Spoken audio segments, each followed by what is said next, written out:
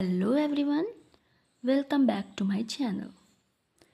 तो जैसा कि हम यूपीपीसीएस 2026 के क्वेश्चन पेपर्स की डिस्कशन कर रहे थे, हमारा जीएस पेपर 1 का डिस्कशन चल रहा है। अभी तक हमने सिर्फ 2 क्वेश्चन सॉल्व किए हैं। तो ये हमारा नेक्स्ट क्वेश्चन है। थर्ड क्वेश्चन है, उग्रवाद उदारवादियों के विचारों और कार्यप्रणाली के विरुद्ध एक प्रतिक्रिया थी। इस कथन की आलोचनात्मक व्याख्या कीजिए। सबसे पहले आई होप कि अगर आप मॉडर्न हिस्ट्री पढ़ रहे हैं तो उग्रवादी व उदारवादी 1905 का जो ड्यूरेशन है वो बहुत अच्छे से क्लियर होगा, क्योंकि यहीं से जो हमारी डिमांड है स्वतंत्रता को लेकर कहीं ना कहीं विकसित मानी जाती है, ओरिजिन माना जाता है। सबसे पहले क्वेश्चन पढ़ेंगे। क्वेश्चन पूछ रहा है कि जो उग्रवाद था, है ना, जो एक्सट्रीमिस्ट थे, उदारवादियों के विचारों और कार्यप्रणाली के विरुद्ध एक प्रतिक्रिया थी। ये एक स्टेटमेंट है और हमें बताना है कि ये किस हद तक सही है या क्या आपको गलत लगता है। तो सबसे पहले जब किसी चीज़ के विरुद्ध, किसी विचार के विरुद्ध जाया जाता है, मतलब वह विचार हमें पसंद नहीं आ रहा होता है। तो यहाँ तो एक राष्ट्र से रिलेटेड था। तो अब इस कथन को क्लियर करते हैं। इंट्रोडक्शन। 19वीं शताब्दी के अंत व 20वीं शताब्दी के प्रारंभ में भारतीय राष्ट्रीय आंदोलनों में 2 प्रमुख धाराएं उभरी। उदारवादी मॉडरेट्स जो प्यार से बात करते थे, उग्रवादी एक्सट्रीमिस्ट जो एग्रेसिव होकर बात करते थे। उग्रवादी का उदय मुख्यतः उदारवादियों एवं कार्यप्रणाली के प्रति एक प्रतिक्रिया थी। उग्रवादियों को उदारवादियों के विचार पसंद नहीं आ रहे थे, इसलिए उन्होंने उग्रता से जो है स्वतंत्रता प्राप्त करने की कोशिश की। 2 यही विचारधाराएं बन गई। तो ये हमारा इंट्रोडक्शन है। आप भी लमसम ऐसी ही चीज़ें कर सकते हैं, क्योंकि इसमें एक्स्ट्रा करंट से रिलेटेड तो कुछ होगा ही नहीं। केस स्टडीज़ आप डाल नहीं सकते, कोई कोट्स ऐड कर सकते हैं ज़रूर, ठीक है, इससे रिलेटेड।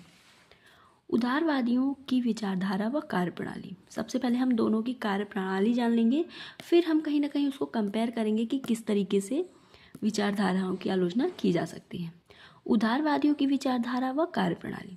उदारवादी नेता जैसे दादा भाई नौरोजी, गोपाल कृष्ण गोखले आदि ने संवैधानिक सुधारों व प्रार्थनाओं से ब्रिटिश सरकार के सहयोग के माध्यम से धीरे धीरे अधिकार प्राप्त करने में विश्वास रखते थे। जो उदारवादी थे वो ये सोचते थे कि प्रेम की भाषा से ब्रिटिशर्स हमारे स्वराज को दे देंगे, ठीक है। लेकिन आपको भी पता है, अगर आप सिर्फ रिक्वेस्ट कर रहे हैं तो वो एक लंबा प्रोसेस होता है और कंफर्म नहीं होता कि चीज़ें मिलेंगी या नहीं मिलेंगी। उग्रता से या तो डू होता है या फिर डाई होता है, जो कि गांधी जी का भी है, करो या मरो, है ना। उग्रवाद एक प्रतिक्रिया क्यों था? उग्रवाद एक्सट्रीमिस्ट थे, उनकी डिमांड तुरंत की थी। वो धीमी प्रगति से असंतोष रखते थे। एक ही विचारधारा सभी की विचार नहीं हो सकती। आपके फैमिली मेम्बर में भी आप देखेंगे, कुछ लोग बहुत प्यार से बात करना चाहते हैं और कुछ लोग बहुत जल्दी से उस चीज़ को पाना चाहते हैं, है ना। तो विरोध घर में भी इवन होता है। तो उग्रवाद क्या है, इसी से असंतोष थे कि इतने प्यार से अगर बात करेंगे तो चीज़ें नहीं मिलने वाली। ब्रिटिश नीतियों का कठोर स्वरूप। बंगाल विभाजन में आपने देखा 1905 में जो कि हुआ, तो ब्रिटिश नीतियों का कठोर स्वरूप ही तो दिखाई पड़ता है। आत्मनिर्भरता व स्वराज की मांग। उग्रवाद जो था वो आत्मनिर्भर होना चाहता था और स्वराज की मांग कर रहा था। इसके कुछ नेता हैं जैसे लाल बाल पाल, बाल गंगाधर तिलक, लाला लाजपत राय, विपिन चंद्र पाल। स्वराज मेरा जन्मसिद्ध अधिकार है। नए तरीकों का प्रयोग जैसे बहिष्कार, बॉयकॉट, स्वदेशी, राष्ट्रीय शिक्षा। अब आलोचनात्मक विश्लेषण कर लेते हैं। इसके सकारात्मक पक्ष क्या हो सकते हैं और सीमाएं। सकारात्मक पक्ष, जन आंदोलन का रूप दिया, क्योंकि जब आप चीज़ें प्यार से बात करते हैं तो वो लॉन्ग टर्म तक लोगों तक पहुंच नहीं पाती है। उग्रता से है जो लोगों की पहुंच जो है वो और विकसित होती है। स्वराज की स्पष्ट ठोस मांग। स्वराज की स्पष्ट व ठोस मांग। हम विनती से नहीं मांग रहे हैं, हमें हमारा अधिकार देना पड़ेगा, मतलब हमारा ही भारत हमें मांगना पड़ रहा था। राष्ट्रीय चेतना व आत्मसम्मान को बढ़ावा मिला। सीमाएं क्या थी? उग्रवादी आंदोलन कभी कभी असंगठित और भावनात्मक हो जाता था। हिंसक प्रवृत्तियों ने ब्रिटिश दमन को बढ़ावा दिया। फिर आपने चौरी चौरा कांड वगैरह ये सब सुना होगा, गोरखपुर में है। दोनों गुटों के बीच मतभेद ने आंदोलन कमजोर किया। डिवाइड एंड रूल कह सकते हैं उग्रवाद केवल उदारवादियों के विरुद्ध प्रतिक्रिया नहीं था, बल्कि वह समय की मांग और परिस्थितियों की उपज भी था। दोनों धाराओं ने मिलकर भारतीय स्वतंत्रता आंदोलन को दिशा दी। उदारवादियों ने आधार तैयार किया तो उग्रवादियों ने जन आंदोलन में परिवर्तित किया। जो हमारा नेक्स्ट क्वेश्चन है, फोर्थ है ये, और ये सारे पीसीएस के ही हैं ना, मैं ऐसा नहीं कि मैं कहीं से भी क्वेश्चन लेके आ रही हूँ। आप अभी 2026 में जो कंडक्ट हुए हैं उसे देख सकते हैं। क्या वैश्वीकरण सांस्कृतिक एकीकरण एवं सांस्कृतिक संघर्ष दोनों को अग्रसर करता है? स्पष्ट कीजिए। जो ग्लोबलाइजेशन है, वैश्वीकरण है, उसने क्या हमारे कल्चर के एकीकरण को एवं संघर्ष दोनों को अग्रसर किया है? तो ये भी बात सही है। अब कैसे प्रूफ होता है देखते हैं। वैश्वीकरण ऐसी प्रक्रिया है जिसके माध्यम से विश्व के विभिन्न देशों के बीच आर्थिक, सामाजिक, राजनीतिक, सांस्कृतिक संपर्क और परस्पर निर्भरता बढ़ती है, परंतु इसका प्रभाव संस्कृति पर द्विपक्षीय रहता है। नॉर्मल सी चीज़ है, जब आप एक घर के अंदर 4 पर्सन रहते हैं, आपका कल्चर सेम है, आप सेम माइंडसेट के हैं, बट जैसे ही आप चारों 4 दिशा में गए, सबके माइंडसेट में कुछ ना कुछ इफेक्ट पड़ा। उसी इफेक्ट से कहीं ना कहीं वो ग्लोबलाइजेशन ही है। फिर कहीं ना कहीं टकराव होता है, मतभेद होते हैं विचारों में, है ना। तो कैसे सांस्कृतिक एकीकरण को बढ़ावा, विचारों परंपराओं का आदान प्रदान हुआ, वैश्विक संस्कृति का उदय हुआ। माध्यम इंस्टाग्राम, डिजिटली अब आप इंस्टाग्राम में रील्स वगैरह देखते हैं, सिर्फ आप अपने कल्चर की जैसे मैरिज ही देख लेंगे, आप सिर्फ अपने कल्चर के नहीं देखेंगे, आप अदर कंट्रीज़ में कैसी मैरिज हो रही है, या आप सिर्फ उत्तर भारत में, सिर्फ उत्तर प्रदेश में रहते थे, आप सिर्फ उतना जानते थे। अब आप राजस्थान में कैसा हो रहा है, हरियाणा में कैसा हो रहा है, मध्य प्रदेश में कैसा हो रहा है, नॉर्थ ईस्ट में कैसा हो रहा है ना, ये चीज़ें जान पाते हैं। संस्कृति का उदय हो रहा है, भाषा व संचार का प्रसार हो रहा है। पहले सिर्फ आप हिंदी भाषा क्षेत्र में रहते थे तो सिर्फ हिंदी बोलते थे, अभी आप महाराष्ट्र चले जाइए, अभी तो न्यू एक ट्रेंड भी चला है कि आप मराठी बोलिए, गुजराती बोलेंगे आप गुजराती ही बोलिए, हिंदी वाले बोल रहे हैं हम हिंदी ही बोलिए। तो ये ऐसा कुछ देखने को मिल रहा है। खान पान और जीवन शैली का मिश्रण, साउथ इंडिया बहुत गर्म क्षेत्र है, वहाँ जनरली नारियल का तेल ही यूज़ होता है। उत्तर भारत के क्षेत्र मसालों के लिए जाना जाता है, लेकिन अब आप देखेंगे डिशेज अलग अलग मिलने लगी हैं। आप अगर मध्य प्रदेश में रहते हैं तो आपको यूपी की कई डिशेज मिलने लगेंगी, आप यूपी में हैं तो मध्य प्रदेश की कई डिशेज लोग वहाँ जानने लगे हैं ना।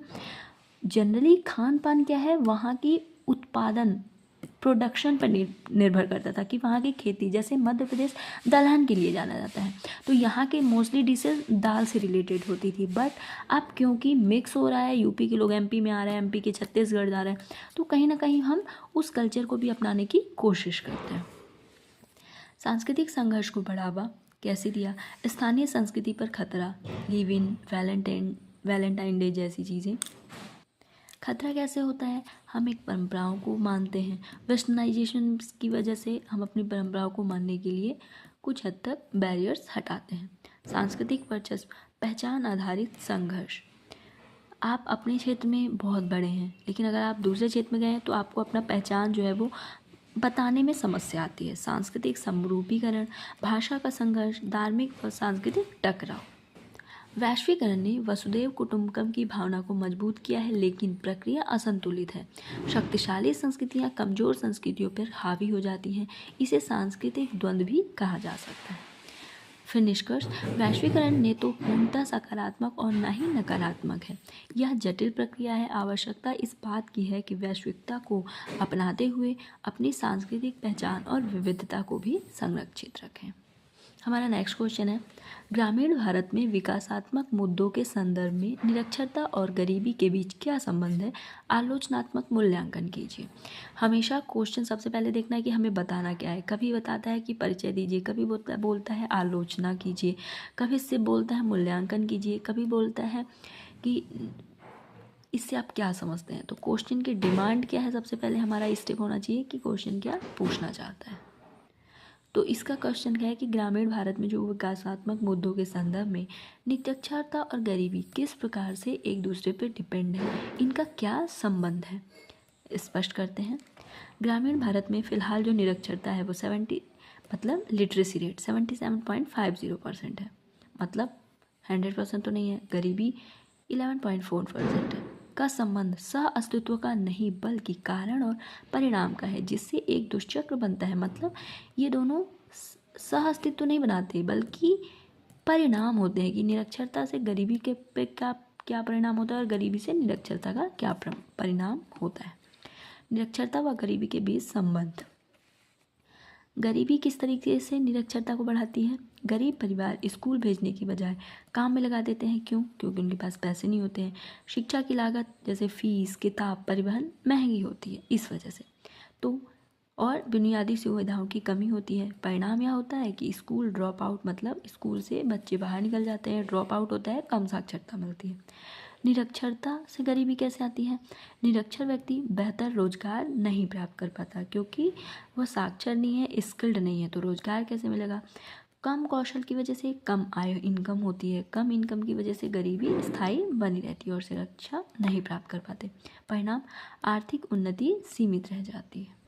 हालांकि आलोचनात्मक विश्लेषण दर्शाता है कि यह पूरी तरह एक आयामी नहीं है।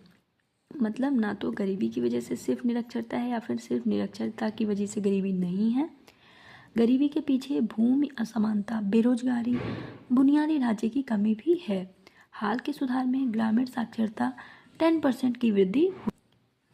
फिर निष्कर्ष, ग्रामीण भारत में निरक्षरता और गरीबी एक परस्पर सुदृढ़ करने वाला दुष्चक्र बनाते हैं। हालांकि यह संबंध एक आयामी नहीं बल्कि बहुआयामी है, तो सिर्फ किसी एक रीज़न को हम ब्लेम नहीं कर सकते हैं। आई होप कि आपको समझ में आया होगा।